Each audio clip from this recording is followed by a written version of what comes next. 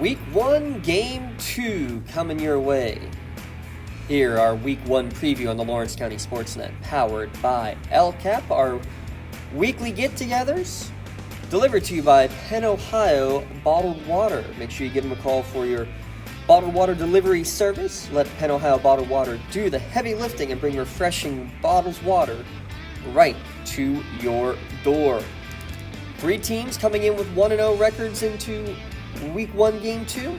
The other 5 county schools starting the year off on the foot they don't want to. An 0-1 start on the year. Let's get right into it on Friday night. Our game of the week features a pair of county teams that are both 1-0.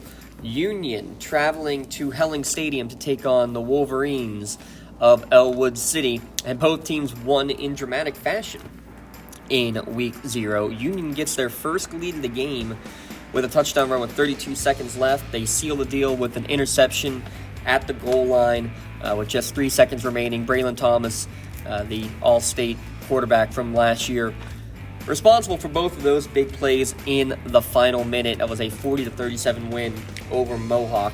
And shout out to receiver Dane Jonke. Not sure he got enough notoriety for the performance he put on. A couple great defensive plays to go along with his 8 catches, 150 yards, and 3 touchdowns. But maybe the most impressive, 7 different players caught passes for Union on Saturday night, including both quarterbacks. That's right. Braylon Thomas caught a pass from Lucas Stanley, and Lucas Stanley caught a pass from Braylon Thomas at one point in the game. So lots of weapons for the Scotties and Coach Nitabala to go after. On the other side for Elwood City, their dramatic fashion victory, they gave up a touchdown with 1:23 remaining to Brentwood. The Spartans elect to go for 2 and the win. And on that 2-point conversion, it was big number 55. Maddox Singer made the stop and kept it a 27-26 game and gives Elwood, I believe it's their first opening day victory in nearly a decade. Yeah, since 2014 when they shut out Summit Academy in the season opener. So hats off to the Elwood City Wolverines and Coach Dan Bradley. They have a nice trio of weapons that you saw on full display. Everybody knows about Elijah Palmer McCain, 166 yards on 25 carries. He also scored a touchdown. He's going to be the workhorse. He's on pace again to top that 1,000-yard mark. Chris Smiley did a great job avoiding the turnovers, especially. That was their key going into this year. Ran for a touchdown, threw a touchdown to Luciano Garjic, who also ran and caught a touchdown pass in the game. So lots of weapons on both sides of the football. How about this for the all-time record? Kind of fun here. Union was winless all-time against the Wolverines in their history prior to 2021. However, the Scotties do have 2 wins in the last 2 seasons against Elwood. Many of those who started for Elwood 2 years ago back in 2021 are still starting now as juniors and seniors. Can Elwood City right the ship against the defending WPIAL champion Union Scotties? Lee and Jay Moan will be on the call at Helling Stadium for that one, 7 o'clock kickoff. The other game we'll have on the network on Friday night is the other county matchup, Laurel hosting Neshannock, and I think this is going to be a very telling test for both teams to see what they will be this year. Because Neshannock, again, returned most of their line. The skill position are almost entirely new starters, and it definitely showed a sluggish offense in Week 0, 26-0. They were defeated by Sharon. Now, the Tigers have a very strong front and basically neutralized the Lancer line and then the Lancer rushing attack as a whole. Laurel also has a big and strong offensive line. Only one of them are returning starters, so they got their feet wet last week against New Brighton, 37-6, and they opened some big holes for Ben Hennon. 251 rushing yards, 3 touchdowns. Oh, by the way, he also recovered a touchdown on a blocked punt in the end zone. So 4 scores for Ben Hennon, continuing the running back excellence tradition there in Spartan country. Neshannock had 3 quarterbacks take snaps behind center last week. Laurel had a pair themselves rotating to take snaps. Neither team really had a great day throwing the ball, and I think that might be the key. Both teams will probably stack the box, force the opposition to try to go through the air. Whichever team does it better probably is the one that ends up taking the victory. 52nd game all-time. Laurel holds a 28-22-1 all-time record over Neshannock. However, the Lancers have won 5 of the last 7 matchups, including that double overtime instant classic last year, 41-34, and Neshannock was victorious. Tim Continenza and I will have the call for that one at Spartan Stadium. The other games going on, again, all these non-conference games in Week 1. The one that's not non-conference, let's get right into that one. Wilmington at Greenville, another region game up in District 10. The Hounds coming off a tough loss against Sharpsville, 49-42. They take the lead late, much like Union did. However, Sharpsville is able to get the late touchdown pass. Colin Summers, 400-some yards, 6 touchdown passes. Obviously, that's going to be a point of emphasis for Wilmington defensively. There's no such thing as a good loss, but maybe this could be as good of one as possible because, remember, Wilmington trailed in that game 21-0. They never surrendered. They got a couple learning moments. They fought back, and I think the key for them the rest of the year, while they continue to bolster the defense, is getting the ball to their variety of playmakers offensively on the ground. Ben Miller leading the way with 225 rushing yards. He also had 60 receiving yards from Buddha Book. Those two and Tyler Mikulin, just a great trio. 400 rushing yards, or just shy of 400 rushing yards as a team. It's the most Wilmington has had on the ground back since 2020. Greenville, on the other hand, they trailed Hubbard 27-0 at the end of the first quarter last week in a 4-touchdown defeat in that game. 35-7 was the final. They have a senior-laden team. They're going to look to bounce back here in region play with those seniors. Malachi Hyde, the running back, Nick Salderich, the quarterback. They're going to shoulder a lot of the load all year with the veteran attorneys on the line as well. This series absolutely dominated by the Hounds, but kind of an interesting note. In the last 7 seasons, they've played 12 times because they played in the playoffs 4 or 5 years in a row.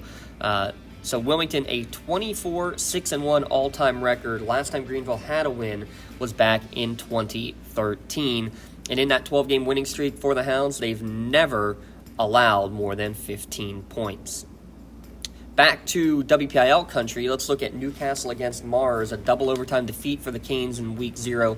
Won't get any easier all year long, but I want to give a shout out to the running backs. Kayvon Gardner and Malik Jefferson both rattled off some big runs. They both were over 100 yards rushing. Gardner, a pair of touchdowns.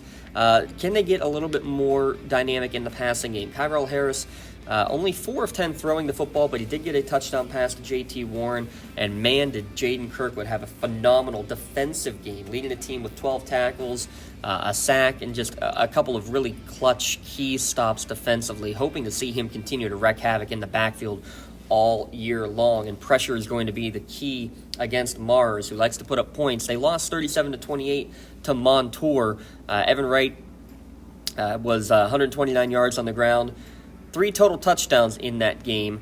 Luke Goldworth, the quarterback, showing off a pretty good balance in that offense this season. 232 yards and 2 touchdowns in that Week 0 game. Here's the one I'm going to watch out for, though. The wide receiver, Gabe Hine. If you're a high school receiver getting 10 catches in a game, 160 yards, that's definitely going to be a focal point of the Newcastle defense, especially when you saw Boy Kane getting a couple of big shots in Week 0 against Newcastle. And for Mars, when you have Eric Kasparowicz as your head coach, you know the offense will be powerful. That's a 7 o'clock kickoff at Taggart Stadium. Mohawk, also one of those dramatic defeats in Week 0. They traveled to Quaker Valley here in Week 1. 40-37 was the defeat, but again, a lot of great things to be seen from this Mohawk team. That offense is going to be fun to watch. 375 yards and 5 passing touchdowns for Jay Rona. However, 5 second-half turnovers ended up being just a little bit too much to handle for the Warriors. 3 picks and 3 fumbles total in the game for Mohawk. They can limit those. They're going to be a tough team to beat. There's no doubt about it. And we'll see how they do bounce back this week. And I'd like to see them get the ground game going just a little bit more. They did a decent job with the balance, but can they get a little more yardage on those attempts? And I think Coach McCutcheon did a great job. We talk about pitching backwards in baseball, kind of calling the plays backwards, using the pass to set up the run and opening up more holes for Justin Boston and Sam List in the ground attack. They take on Quaker Valley. They were 25-7 losers to Freedom last week. Freedom did a great job pressuring the quarterback, and so again, I think that's also going to be the key. Can you see the Chapman crew on that defensive line really cause some pressure in the backfield? Quaker Valley got their only touchdown on their opening possession from running back Jack Deemert, but that was it. Quakers had a 1-8 record last year. Speaking of opening drive scores, we'll talk about the Shenango Wildcats, but first we need to step aside because that's the end of our Friday slew of games. One game on Saturday, and we'll discuss it when we return here on the Week 1 Preview Podcast. Don't get left out to dry. Call the Penn Ohio Bottled Water Company for the fastest and most efficient bottled water delivery service in the area. Penn Ohio offers bottled water ranging from 16.9-ounce bottles to 5-gallon jugs, perfect for your next event or office water cooler system. Also, don't forget to ask about their custom labeling options. Visit PennOhioBottledWater.com for more information and to get a quote on their delivery services. Whether it's at home, in the office, or on the sidelines, Penn Ohio has you covered. We thank Penn Ohio Bottled Water. Again, give them a call for your bottled water delivery, whether it's the 3 or 5-gallon water cooler systems or just cases of your 16-ounce bottles. Get them all delivered to your home or work. Penn Ohio Bottled Water. We mentioned before the break, the Quaker Valley Quakers only scored one touchdown on their opening possession. Well, only one offensive score for Shenango in their first game as well. Their opening drive resulted in a 41-yard field goal from Andrew Johnston. That was the extent of their offensive production. Shenango now a Saturday game, Saturday 12:30 start against Western Beaver on the road down there at the home of the Golden Beavers. And tell you what, talk about Wilmington difficulty controlling the pass. Take a look at Shenango. This could be a hopefully not a trend, but we're going to keep our eye on it because Olsh quarterback threw for 300 yards and 4 touchdowns last week in the 32-10 victory over Shenango. Now, cards on the table, yes. Von Kovels of Olsh and Sharpsville's Colin Summers, who torched Wilmington, probably the best quarterbacks, the best passers that the Cats and the Hounds are going to see respectively through their seasons. That being said, again, you want both those teams to see if they can make the adjustments this week. And it's not going to be easy because Western Beaver, lots of returning starters in the skill positions, especially a lot of players who come over from the co-op with Lincoln Park. But it is a freshman who is behind center in Javen Peel. You had almost a 4-year full starter in Zander Lefevre. He's graduated, but it's another young Golden Beaver getting the call early, and he did some good stuff last week. A 35-14 loss for Western Beaver last week to the Bobcats of Beaver High. However, 232 passing yards and a pair of scores, so most likely going to see the ball up in the air yet again for the Cats defense to have to deal with. On the offensive side, hoping they can again make the jump here from one game to the next. Mentioned that they march right down. Andrew Johnson, such a weapon with that 41-yard field goal, but offense kind of sputtered out after that. Can they get a little more consistent from Sam Patton and Landon and everybody on that crew to really bolster the offense? Again, I want to see a little more too. Can they get Colton Fedrizzi some more work in the passing game as well? And give a shout out again, Levi Stuck. The defense showed some promise at times, even though they gave up all those passing yards. They end up with a scoop and score from Levi Stuck with a strip sack, fumble return for a touchdown. They have all the pieces. Can they just put it all together? We know the Shenango team is capable of doing it. They played in a lot of close games last year while they were injury bound. I think this is a big one that can show where the Shenango season could end up heading.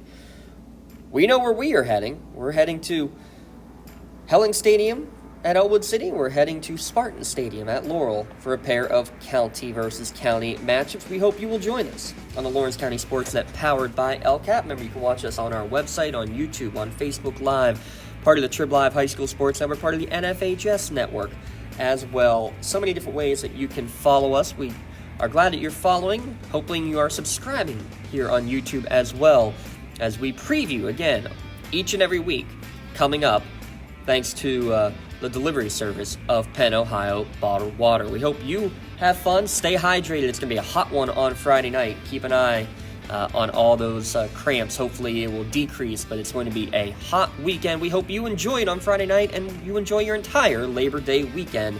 I'm James Dotson. So long for now. This is the Preview Show podcast for Week 1 on Lawrence County SportsNet, powered by LCAP.